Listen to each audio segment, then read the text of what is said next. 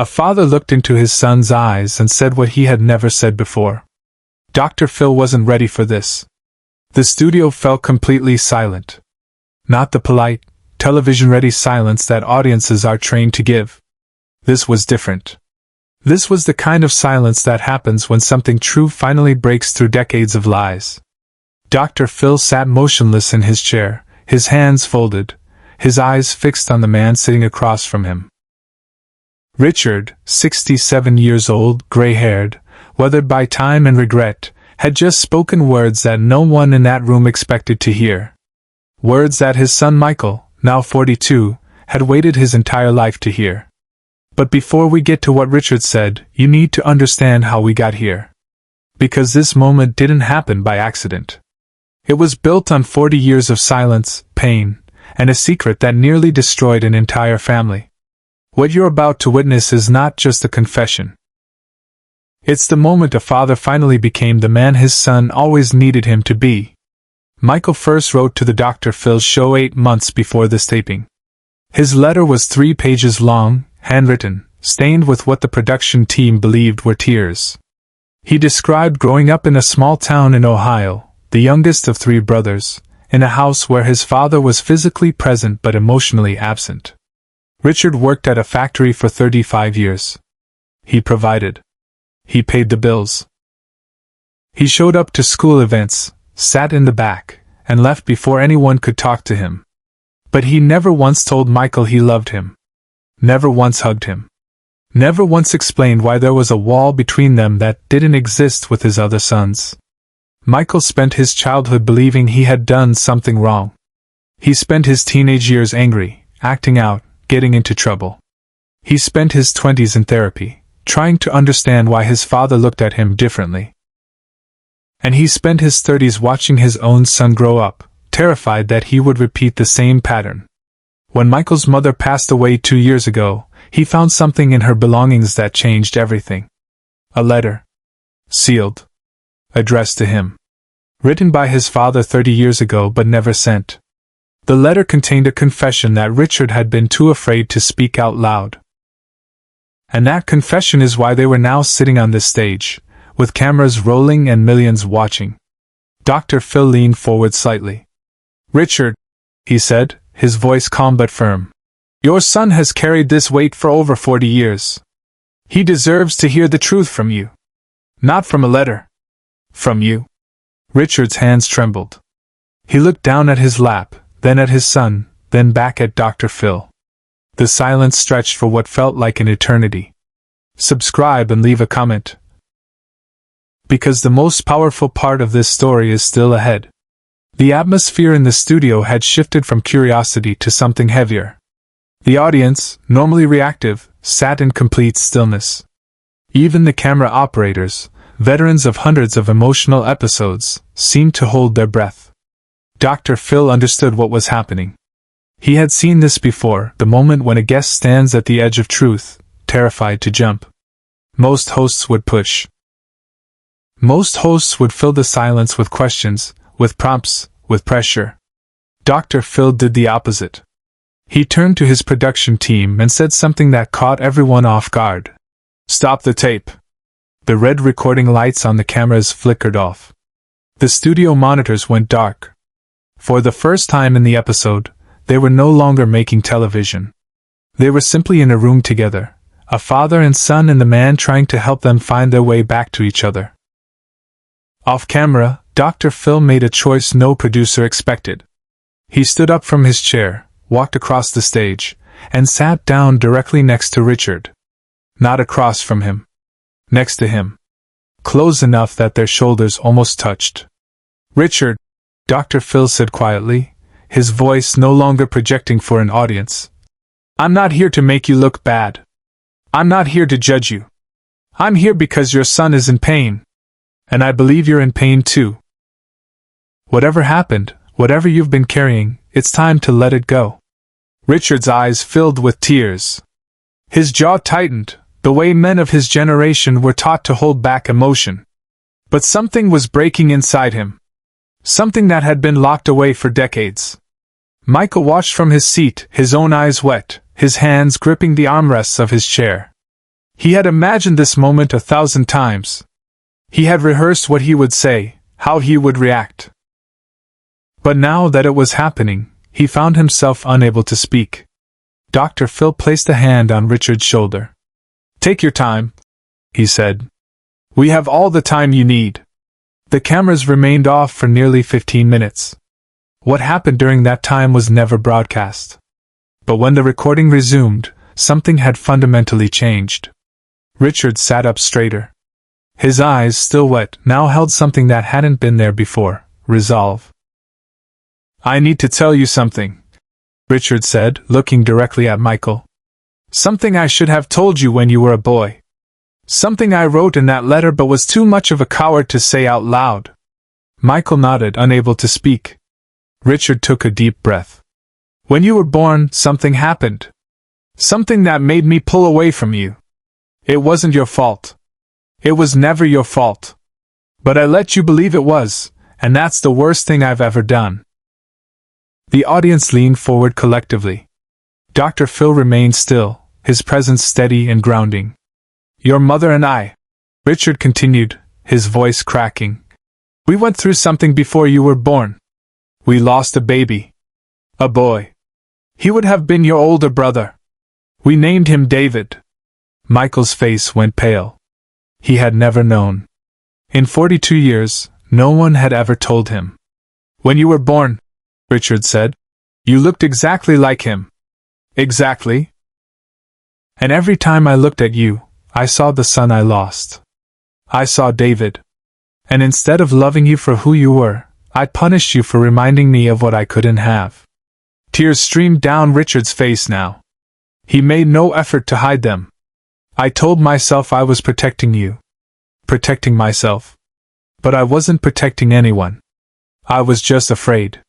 Afraid to love you because I was afraid to lose you too." But what happened next is something no one in the room, or watching at home, saw coming. Michael stood up from his chair. The audience gasped softly, unsure of what he was about to do. Dr. Phil watched carefully, ready to intervene if necessary. But Michael didn't yell. He didn't storm off. He didn't do any of the things that 40 years of pain might have justified. Instead, he walked across the stage, stood in front of his father, and extended his hand. Richard looked up at him, confused. "Stand up, Dad," Michael said quietly. Richard hesitated, then slowly rose to his feet. He was shorter than his son now, diminished by age and regret. They stood face to face, closer than they had been in decades. And then Michael did something extraordinary. He pulled his father into an embrace. Not a brief, obligatory hug. A real embrace. The kind that says everything words cannot. Richard broke. His body shook with sobs as he held on to his son, held on to him like he should have held on to him 40 years ago. The audience rose to their feet, applauding through their own tears. Even the production crew, hardened by years of emotional television, wiped their eyes. Dr. Phil remained seated, watching the moment unfold. This was why he did this work. Not for the ratings. Not for the fame. For moments like this, when decades of pain could finally begin to heal. When the embrace finally ended, Michael turned to Dr. Phil. "Thank you," he said simply. "Thank you for giving us this." Dr. Phil nodded. "You gave it to yourselves," he said. "I just made sure the cameras were rolling when it happened." But Dr. Phil wasn't finished. He knew that emotional breakthroughs, as powerful as they are, need structure to survive beyond the television stage. He stood up and addressed both men directly. "What happened here today is beautiful," he said. "But it's also just the beginning. You have 40 years of relationship to rebuild. That doesn't happen in one conversation. That happens with time, with effort, and with help." He turned to Richard. "I'm going to connect you with a family therapist who specializes in exactly this kind of work. Someone who can help you learn how to be present for your son in ways you never learned from your own father." Richard nodded, still holding his son's hand. Dr. Phil then reached into his jacket pocket and pulled out a small envelope. He handed it to Michael. "This is from your mother," Dr. Phil said. We found it when we were going through the materials your family sent us. It was written to you, but she never had the chance to give it to you before she passed. Michael's hands trembled as he took the envelope. His mother's handwriting was on the front, faded but unmistakable. For Michael, when he's ready. You don't have to open it now, Dr. Phil said. But when you do, I think you'll find that your mother understood more than anyone knew. She saw what was happening between you and your father. And she spent her whole life hoping that one day, you would find your way back to each other. Michael clutched the envelope to his chest. It was more than paper and ink. It was his mother's final gift, a bridge between the past and the future. Share and subscribe. Make sure this story is never forgotten. The taping ended, but the story didn't. In the weeks that followed, Richard and Michael began meeting regularly with the therapist Dr. Phil had recommended. The conversations were difficult at first, filled with awkward silences and painful admissions. But slowly, something began to change. Richard learned to say the words he had never been able to say. I love you. I'm proud of you. I'm sorry. 3 phrases that had been locked inside him for 67 years finally found their way out. Michael learned to forgive. Not all at once, but gradually in pieces. He learned that forgiveness isn't about excusing what happened. It's about refusing to let the past define the future. And the envelope from Michael's mother? He opened it one evening, alone, sitting on the porch of his childhood home. The letter inside was short, just a few paragraphs. But the words changed him forever. My dearest Michael, his mother had written. If you're reading this, it means the secret is finally out. I want you to know that your father loves you more than he has ever been able to show. He is a broken man, broken by grief he never learned to process. But underneath that brokenness is a heart that has always belonged to you. Please forgive him. And please forgive me for not telling you sooner. I love you. Mom. Michael wept as he read those words. He wept for the mother he had lost, for the father he was finally finding, and for the brother he never knew he had. Dr. Phil later reflected on this episode as one of the most meaningful of his career. Television can be a powerful tool, he said in an interview, but only when we use it to tell the truth. Richard and Michael's story reminds us that it's never too late to say what needs to be said. It's never too late to heal. And it's never too late to become the person your family needs you to be. The story of Richard and Michael continues to resonate with viewers around the world. It has been shared millions of times, translated into dozens of languages, and cited by therapists as an example of the healing power of honest communication. But perhaps the most powerful legacy of that day is the simplest one. Richard, now 69, calls his son every Sunday. They talk about nothing in particular: sports, weather, what they had for dinner. But at the end of every call, without fail, Richard says the same 3 words. I love you. And every time, Michael says them back. Because sometimes, the most profound changes come not from grand gestures, but from the small, consistent acts of love that we choose to practice every single day. That envelope now sits framed on Michael's wall. Not as a reminder of pain, but as proof that even the deepest wounds can heal when we find the courage to speak.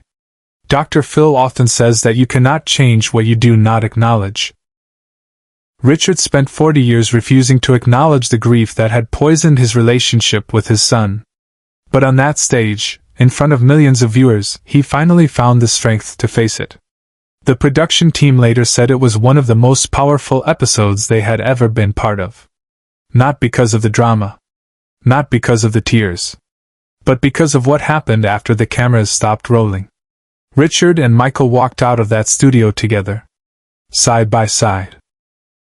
For the first time in 4 decades, they looked like father and son. 6 months later, Michael sent a letter to Dr. Phil. In it he wrote, My father called me yesterday just to say he loves me. No reason. No occasion. Just because he wanted to. That has never happened before. Thank you for giving me my father back. Some truths take decades to speak. But when they finally come out, they don't just heal the past. they transform the future. And sometimes, all it takes is one moment of courage to break 40 years of silence.